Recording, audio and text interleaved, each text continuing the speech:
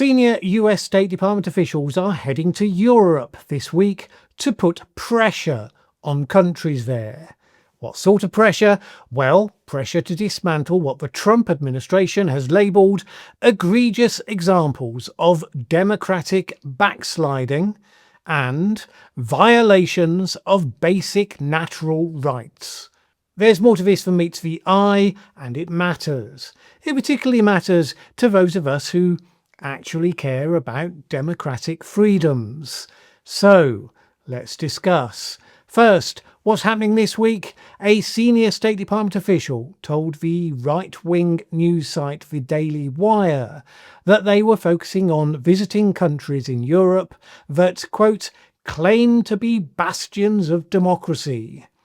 They're so-called liberal democracies that preach inclusivity and tolerance and progress, and the reality on the ground is just simply shows that isn't the case. The official went on to note, it's not a coincidence that these kinds of global forces are using similar tactics to those that were used on this side of the Atlantic against President Trump and his supporters over the past 8 years. And he added what some might interpret as something of a veiled threat. If we're not on the same page civilizationally, if we're not on the same page politically, if we're not on the same page values-wise, it makes those very important relationships much harder to guarantee. Reportedly, this particular visit will focus in on France and Ireland. The UK and Germany have separately been the focus of sharp criticisms recently from the administration and from some of the MAGA influencers around it. In France, the State Department team will be meeting with government officials to interrogate them on the recent legal case of French far-right leader Marine Le Pen. In Ireland, they will be focusing on recent proposed hate speech legislation at the European Union level that they believe is being used to censor free speech. The State Department already visited the UK, specifically to meet with Livia Tossici-Bolt, a woman who was prosecuted for a protest in breach of a buffer zone order around an abortion clinic. That follows a speech earlier this year at the Munich Security Conference by Vice President J.D. Vance. Now, you'll remember he used that opportunity to say that the bigger threat in Europe came not from Russia, which simply invaded its European neighbour with tanks and bombs and stuff, but instead from within, with governments supposedly targeting their own citizens to deny them free speech. He specifically suggested the UK was jailing people for internet memes on a daily basis and also for standing and silently praying. Now, you might wonder what's actually going on here. After all, it was only a handful of days ago that President Trump was in the Middle East making a speech that all his supporters were heralding as a major landmark statement of United States foreign policy. A big break from the past. America, he said, was done travelling the world, telling people how they should live their lives. This was hard to take entirely seriously because if it was a genuine change of policy, you'd expect to see it consistently applied in action from that point forward. But almost minutes after that speech, the president was specifically ambushing the South African President Cyril Ramaphosa, brandishing a bunch of conspiracy theorist lies about white genocide, and very much telling his delegation how they should be living their lives. And yet even that seems to pale compared to the degree of interference and intrusiveness into Europe the Trump administration seems to have an appetite for. And you have to put this in the context of the current trade war between the US and the EU. America has been using its unilateral imposition of tariffs as a way to force countries to comply with a wide range of American demands. Given how focused it's been on these issues particularly, it would actually be quite surprising if that wasn't roped into the discussions when they take place with Europe. particularly because the US has this idea, and I'm sure Elon Musk had nothing to do with it whatsoever, that European countries requiring American internet companies to enforce hate speech and disinformation laws on their content constitutes a barrier to trade. So look, I'm someone who has talked about the importance of free speech since at least 1989, when the Ayatollah issued a fatwa against Salman Rushdie over his novel The Satanic Verses. And as always, you run the risk, when refuting false claims, of giving the impression that you're saying there are no problems and everything's perfect. And that's not the case. There are some legitimate free speech concerns in just about all countries everywhere in the world, as far as I can see. There's always a dynamic tension between governments wanting to control a narrative, how the law is framed, how the law gets interpreted by enforcement officers, and what opponents and maybe even outright hostile actors would like to exploit for their own ends. In the UK, we have a nonsense device called non-crime hate incidents, which allow the police to put a note on your record without you even being aware of it necessarily, or certainly being able to challenge the basis for it. Other countries have their own versions, some of them a lot worse than that. But we do not have what the MAGA activists suggest, which is a situation where large numbers of people are routinely being prosecuted and jailed for social media posts. These are the claims apparently being taken on trust by the president, the vice president, and consequently, therefore, everyone who works for him, because no one is going to say no to either of them. But let's take an example. The MAGA activist and influencer Charlie Kirk posted this on Twitter. "I just came back from the UK. Every day there, 30 people are arrested for social media posts the government says are dangerous or offensive because they oppose things like mass migration or Islam. In the UK, people are arrested for silently praying or holding signs outside abortion clinics." That's the line, and Kirk is repeating it because it's much repeated by the MAGA and far-right activists in the UK. It's based on this article that was published in the Times of London, suggesting that in 2023 there were 33 arrests per day under either Section 127 of the Communications Act 2003 or Section 1 of the Malicious Communications Act 1988. This was headed as people being arrested for offensive online messages, messages that cause annoyance, inconvenience, or anxiety. It was a disappointingly crappy piece of journalism by the Times that really should know better, because those offences cover a range of crimes that most people wouldn't think it was at all controversial should be made illegal. The debunking scientist Emma Monk covered some of this on her Substack. So, for example, under Section 127, sending a direct message to someone threatening physical harm to them, or making false bomb threats, or sending harassing messages to someone claiming falsely, for example, that their loved ones are in danger.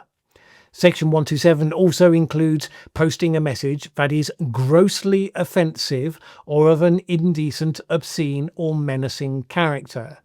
Now, with that one, you then have to get into the detail of the difference between merely offensive, an unpopular opinion, the sort of thing the MAGA influencers claim is actually what's being caught, and grossly offensive.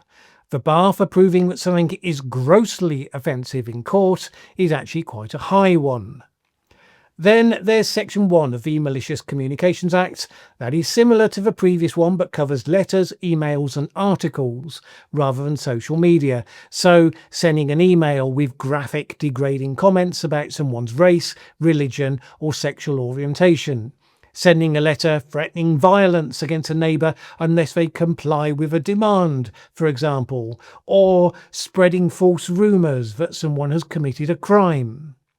The online trolls that the American government is listening to would have them believe that the UK is full of people being arrested for opposing mass immigration or Islam. But the numbers quoted are not made up of people doing that. They're made up of people being arrested for harassment, incitement to violence, making fake terror threats and all the rest of them. In the UK, free speech is protected by Article 10 of the European Convention on Human Rights, which expressly protects speech that offends, shocks and disturbs. So in the UK, for example, it would certainly be illegal for the government if it sought to have students deported for attending a demonstration for a cause, whatever that cause might be. So if the US government comes across anyone that's done that, maybe they should have a word with them. There are certainly times when the police get it wrong. They arrest people suspected of committing a crime, and it quickly transpires that what has been done doesn't meet the bar of criminality, and the case against them is then dropped. That's what you expect to happen from time to time in a country, even the ones committed to free speech. The important thing isn't that someone overreached, or even that someone acted incorrectly but in good faith at the time of the arrest, but the fact that the case was dropped or thrown out at court. It's the sort of thing that happens when there is due legal process, which is also a requirement in the UK. So in the UK, you couldn't just, for example, take people off the street, decide they must be gang members because they have tattoos, and then immediately deport them to a gulag in El Salvador. I offer that just as a for instance. Not sure why that wholly theoretical case came to mind specifically. Like I say, does it mean that the UK is perfect? Well, of course not. Now, is that our problem? Or is that the Trump administration's problem? Well, it rather depends on what we think they're really trying to achieve. In an interview just after he delivered his Munich conference speech, J.D. Vance was asked what would he wish for European countries, and he replied, almost as a by the by, that he wished they would elect more populists. And that, I believe, gets to the heart of what's really going on. By and large, European laws against hate speech online, while yes, they could be thinly veiled attacks on free speech, generally they're more about trying to control the flood of toxic disinformation that is being used by Russia and China and now the United States to destabilise their democracies. And yeah, it's a hard thing to do, because here I am again. I do believe free speech is crucially important. That has to include people whose opinions I find thoroughly objectionable, of course. It's not free speech if it only covers the things that you agree with, of course. But there's no doubt that, for instance, if you spread disinformation designed to inflame a riot, to provoke racial hatred and encourage people to take violent action as a result, we would agree that crosses the line. You'd think so.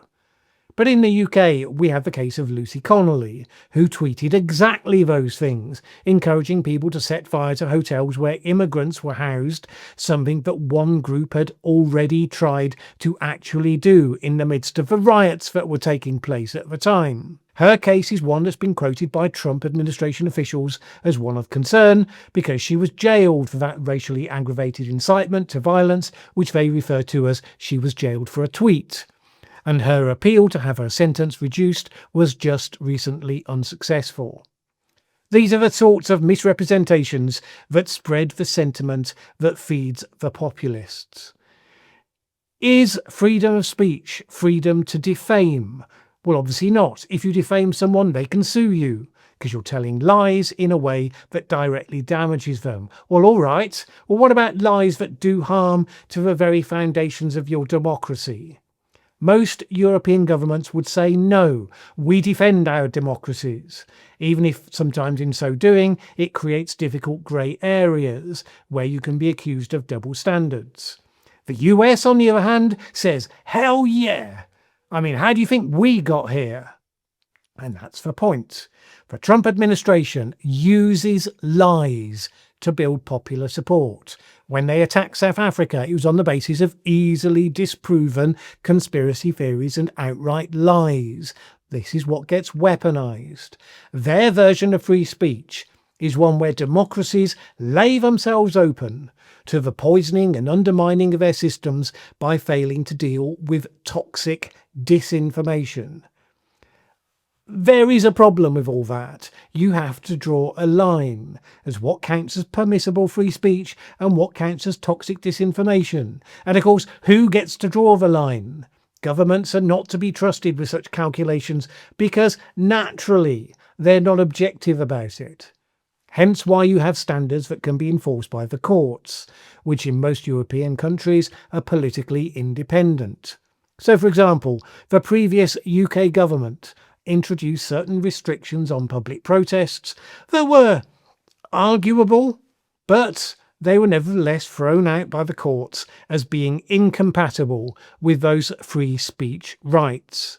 The fact that the government tried to overreach isn't the point. That happens in societies from time to time.